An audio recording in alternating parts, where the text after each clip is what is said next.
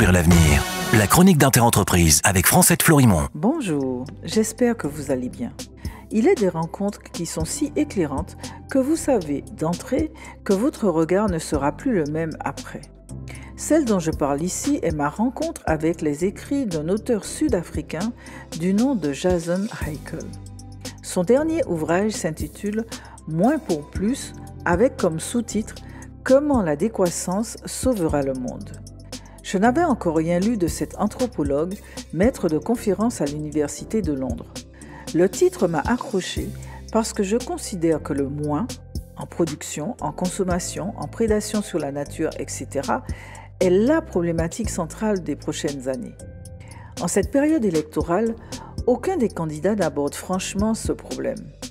Le modèle de la croissance à tout prix n'est pas vraiment remis en cause. On serait même plutôt à rechercher de nouvelles solutions pour conserver les habitudes, comme par exemple le déploiement du nucléaire, quelles qu'en soient les conséquences. Outre d'expliquer d'une manière édifiante l'histoire de l'invention qu'est le capitalisme, Jason Hickel explique aussi de manière tout aussi éclairante un des éléments clés qui a créé la dynamique infernale jusqu'à la destruction du monde dans laquelle nous nous trouvons aujourd'hui. Cet élément clé se nomme Produit national brut devenu Produit intérieur brut ou PIB en abrégé.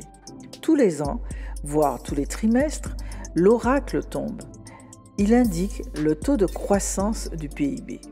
Pour les gouvernements et les économistes en effet, un pays en bonne santé doit surtout avoir son PIB en croissance d'une année sur l'autre. La baisse du PIB est considérée comme une catastrophe. Et c'est cette doctrine du toujours plus qui amène le monde à sa perte. Demain, petit retour sur l'histoire pour comprendre d'où vient cet indicateur et comment il est devenu mortel. Entre-temps, prenez soin de vous.